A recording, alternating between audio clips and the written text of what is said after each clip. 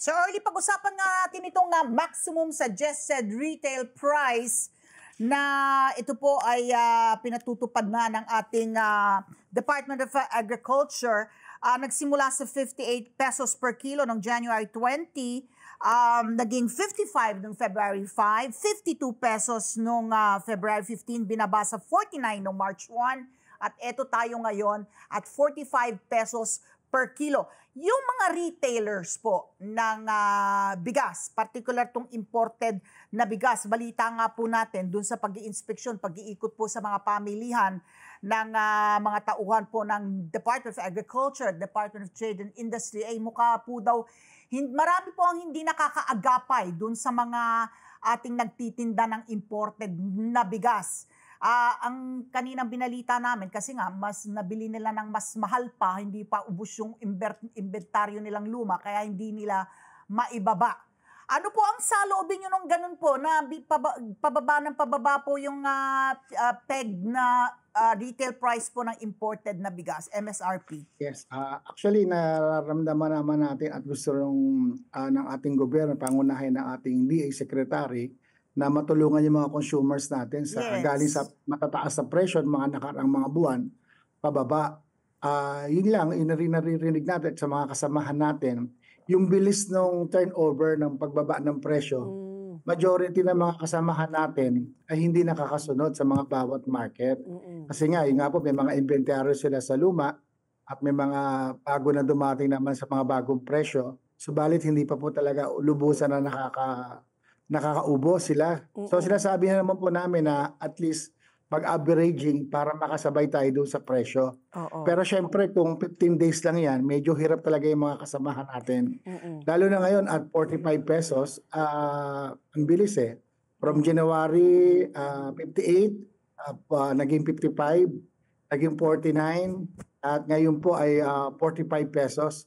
So nakikita namin dito sa 45 pesos, may makakasunod naman. Siguro mga ilang araw pa rin talaga na mabigyan natin ng kumbaga pagkakataon na makapagpaubos.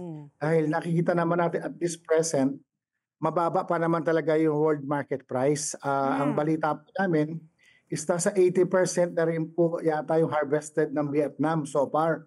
So ibig sabihin, nasa peak season din po ang Vietnam ng pag-harvest po. Kaya nararamdaman din natin yung presyo po nila sa world market nababa po. At siguro po kaalisabay din ito, ito na rin po yung ginagawa siguro ng ating secretary, na first time po kasi ito magkaroon tayo ng MSRP, at ganun din po ang Vietnam po is wala po masyado order po ng mga importers. In fact, nasa 40% po yata ang hindi natin na-meet based on last year. Kumbaga last year po marami nagparating, pero ngayon po medyo kumbaga nag-wait and see, dahil kung presyo po talaga ipababa, baka bumaba ng todo. Pero sa ngayon, nakaka 80% na po, kaya naman yung presyo sa 45. Ang hindi lang natin po rito makita, baka after po nitong harvest, papunta na po tayo ng lean months, baka umangat naman po ang presyo. So hindi po natin siya masabi sa ngayon pa, pero doon po siya pwedeng pumunta pag natatapos po yung harvest. May tendency po talaga na umaangat po ng konti yung presyo, or depende rin po sa world market po na demand. Presyo, Sir Rolly, ito po ang gusto kong malinawagan, no? Kasi nga itong kasalukuyan na binaba na po sa 45 pesos kada kilong MSRP, ito po ay para sa imported po na bigas. 5% yata yung broken lang po dito, if I'm not mistaken.